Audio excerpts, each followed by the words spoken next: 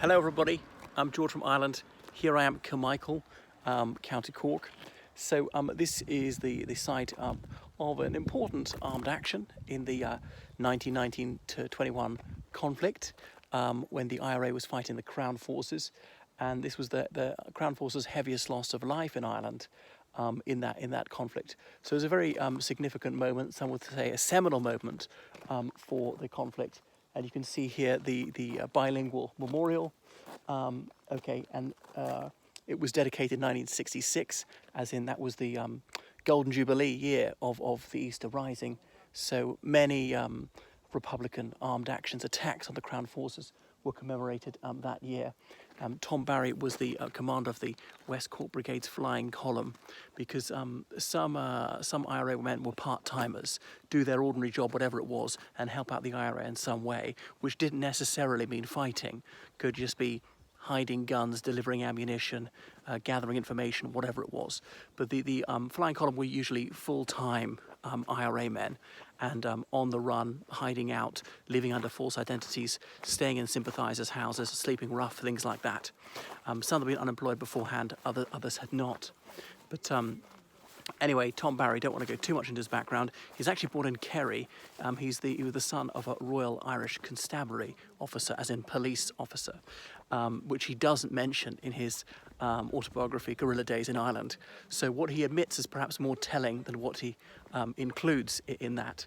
But he'd formerly served in the British Army, the Royal Artillery, joining in 1915, at the age of 17, when the First World War was on, serving on what we now call Iraq, as well as in France.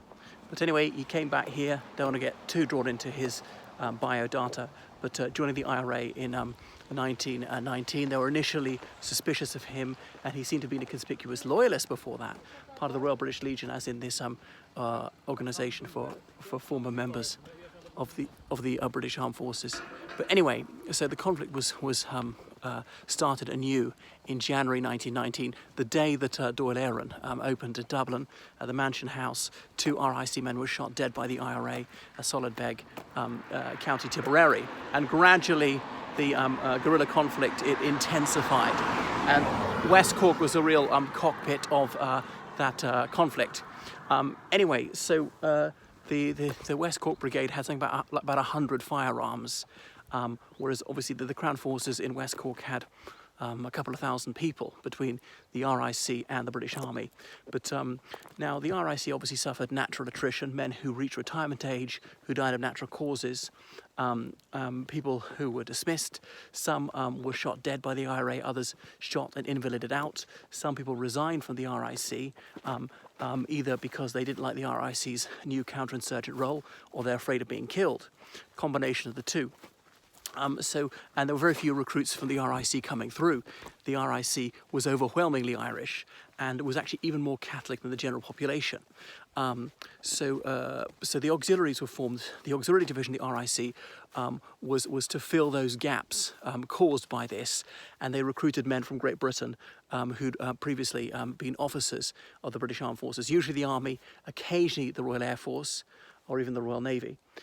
Anyway, so the Auxiliary Division was scouring West Cork, trying to find the IRA flying column and annihilate it.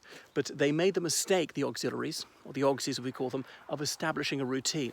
For I think it was 3 successive Sundays, that in the afternoon they travelled by lorry, Crossley tenders from Dunmanway to their base at Macroom, where there are a few hundred of them. So that allowed the IRA to plan and to set up an ambush.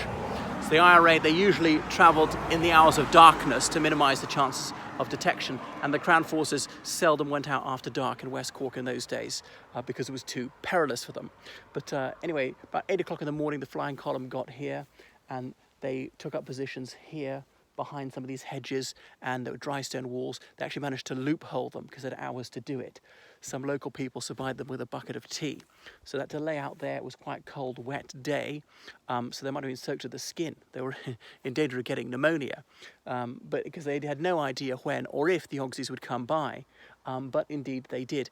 And they had people up on one of the local hills, I can't remember which one it was, with a huge white sheet, which they would lift up to signal, yeah, we can see that they're approaching. Because I always wondered how they did this, because the IRA didn't have radios. So finally, about 4:15 in the afternoon, the Auxies showed up, coming from Dunmanway, which is that direction, into Crosley Tenders. Now, Tom Barry, he wanted them to stop, obviously, not to just drive straight through the ambuscade. He had an IRA officer's tunic, which looked like a British officer's tunic, certainly from a distance. Bear in mind, it was 28th of November, and the light was failing about them. So if you're the driver, you'd say, what's that? Narrowing your eyes, slowing down to investigate that. Is that a British Army tunic, or is it a... And obviously, before he could decide, Barry would have thrown his Mills bomb, which would land in the driver's lap and kill him straight away. That was the plan. Well, actually, that did happen. But seconds before the Auxies around the corner, there was a horse-drawn carriage of 5 armed IRA men who'd heard that the flying column were in the area, wanted to take part in whatever action it was. It was far too late to brief them and integrate them into the plan. So Barry managed to order them to go up this laneway, out of the way, before they got in the way and screwed everything up for him. Now, had that happened just seconds later, the outcome of this combat might have been very different, because the Auxies would have seen their civilians carrying weapons must be IRA, they would have opened fire, and the whole thing would have gone off prematurely. They wouldn't have come into the ambuscade, because that was the killing zone, and they might have been able to turn around and get away that way. So it could have been a disaster for the IRA. But anyway, Barry's luck held. And there was also... who was it? Deasy, I think it was Pat Deasy, who was 16 years old, followed the flying column despite being ordered not to, asked to be allowed to join. So Barry said, I questioned him most formally, but did allow volunteer Deasy to be with us. There were various unarmed scouts, as in to signal the approach of the flying column. Anyway, so the combat commenced, and you can see these various positions. He divided into sections. He had about 38 men on his side, armed men. There were unarmed scouts besides. Okay, so that's the command post on this road. And it's calling the Auxies terrorist officers. Now, the Crown Forces, interestingly, didn't call the IRA terrorists in those days. That's only from the 70s that word was applied. Might have called them insurgents, rebels. Well, might have called them a murder gang and so on, but actually didn't use the word terrorist at the time. So, and that's number 1 section of the IRA. Now, there have been many, many articles written about this contentious episode. Now, I've never been a soldier for a single day, so I could have this dead wrong. But there were 2 IRA sections on either side of the road, facing each other, and they're both going to be firing down into the road at the enemies in between. I said, wait a second, isn't there quite a chance the IRA could accidentally shoot each other dead? I'm firing in that direction because the enemy's there. My comrade is firing back in this direction. Isn't there a chance we'll shoot each other? But because Barry, being an artilleryman, hadn't perhaps trained in infantry tactics, I thought, well, maybe I know nothing about fighting. But then I did read an article, an analysis of it by an officer in the Irish Army, and said, yeah, and that was actually quite a basic error. But as it happens for the IRA, they didn't kill any of their own side. Anyway, so it all went according to plan. But if that Mills bomb hadn't landed in the cab, it had no roof, by the way, these lorries, and it bounced off, it would have been more of a danger to Barry than it would have been to the Auxies. But it went well for him. He blew his whistle. They opened fire, and that was it. And the lorries were separated by about 50 meters. One guy, I think his name was Jim Sullivan, was shot dead by the Auxies. But now this is the really controversial part. Did Barry have prisoners shot dead? And I contend that he did. Obviously, nobody can be certain. It's just over a century since this happened, and much ink has been spilt on this topic. There was that Canadian historian Peter Hart who claimed that they did, claimed that Barry's explanation of a false surrender trick was bogus, wasn't mentioned until decades later. However, documents have emerged soon after the ambush which would tend to support what he said. There's another disputed document in the British archives which was claimed to be captured enemy commander's report, which is supposedly Tom Barry's after action report, saying that 2 IRA men were killed outright and 1 was mortally wounded. In fact, it was the opposite way around. So anyway, we might never get to the bottom of this. But now even Barry acknowledges that he had the enemy killed after they surrendered, but he said that there was a false surrender trick.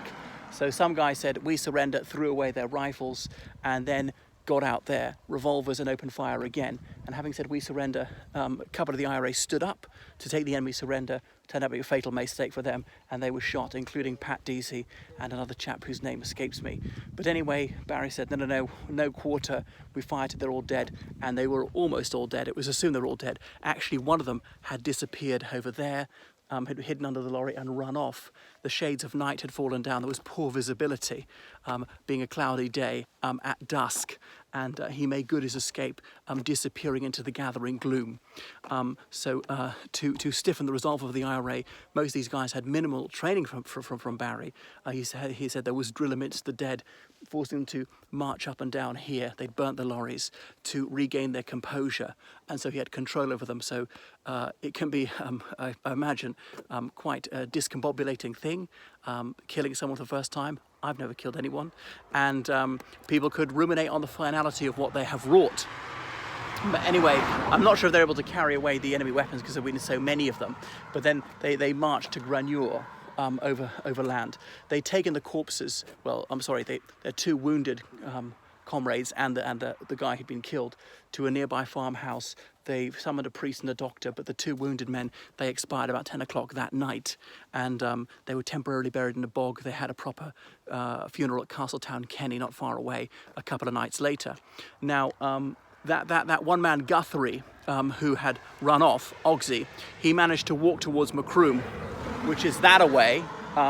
It's like 20 kilometres from here, and he was only about 2 miles. We used to use old money in Ireland in those days, from Macroom in the wee hours of the morning, when he decided to chance it and knock on the door of a house asking for help. I think he was wounded, but he picked the wrong house. But you know, not many people were unionists around here, and so these people tipped off the IRA, who came and disarmed him and shot him dead with his own weapon. His body was buried in Macroom GAA ground for several years. It was exhumed in the mid-1920s and given a proper funeral service at the Church of Ireland church in Macroom. People used to sometimes jocosely call the Macroom GAA ground Guthrie Park, since his cadaver had been mulched into the soil, had nourished the ground there for several years. And the Auxies turned up the next afternoon. When their comrades didn't come back that night, they didn't venture out. It might have been a trap, another ambush awaiting them. So they did come the next day, and one of their men was still alive, shot in the head, brought to a hospital in Cork, and was able to sit up eventually. Apparently never regained the use of his limbs, died sometime later. Guthrie was the guy who was killed, as I say, his body wasn't given. It's actually a proper burial for several years. His wife was in Macroom because the Auxies expected to be in Macroom for quite some time, which is why some were allowed to bring their wives with them. So that's it. It was a significant event. 3 IRA men getting killed and 17 Auxies. Was it wrong to kill Guthrie? Was he a prisoner of war? Perhaps it was. The IRA could and did take prisoners and held some for several months. So it actually wasn't necessary to kill him, could have spirited him away. But the idea is he'd seen the faces of some IRA men. Well, you could still have kept him prisoner. The other thing is, some of the information which would tend to support the hypothesis that Barry had guys killed after they were surrendered is some of them were shot through the armpit, and you're going to be shot through your oxter if your hand is up. Another thing is they were killed in a cluster, if I got it right, over there, near where the cars are, saying, okay, surrender, come here, gather, and they're all in a group, and shoot them all dead. And the Auxies came out next day. A very careful study was done of this. They'd seen the impressions in the ground that the IRA had created by lying in wait there for several hours, and they found those little stone walls the IRA had sort of loopholed. They assumed that local people must have known about it. Of course, they were correct in that supposition, and they burnt some of the local houses, saying, well, you must have been at least conniving with this. But that's not attempting to distinguish the innocent from the guilty. And I know even providing tea to them would make them co-adventurers under the law at the time. That's accessory ship, and therefore they would have to pay the same penalty as those who've been principals in this, because from the UK's legal perspective, this was murder, this was willful killing of someone without any lawful excuse, and all the rest of it was premeditated. It was done with firearms. There was a death penalty for that. They would say the IRA were not fighting on behalf of a sovereign state, and therefore would be executed if taken under arms. Furthermore, even if they had been fighting on a sovereign state, they were not wearing uniforms. They were in civilian clothing. Anyway, so I know that all these guerrilla organizations, to use a not loaded term, wouldn't wear uniforms, or very seldom wear uniforms, because that gives them their invisibility, and that's one of their primary advantages, and they're not going to give that up. So that is just a little bit about the Kilmichael ambush, which is highly contentious. Meda Ryan's a local woman, and she's written more as a hagiography of Tom Barry, who was known for his ruthlessness. And even she says that in the 60s he once threatened to shoot a bank manager, brought him the gun in with which he intended to do it if the bank manager didn't cancel a certain debt. So that was a measure of the man, who was very haughty, certainly a braggart. And yes, his unit did kill quite a few members of the Crown Forces, not nearly as many as Barry would have people believe. Anyway, so that's just a little bit about this. I hope you found this informative. I haven't been here for almost 20 years, and they have redeveloped the site a lot with widening the road, easier to park, those paths so you can see the various IRA positions. However, some of the areas not as it was at that time, since they planted a lot more trees. Okay, that's enough from me. Toodle pip.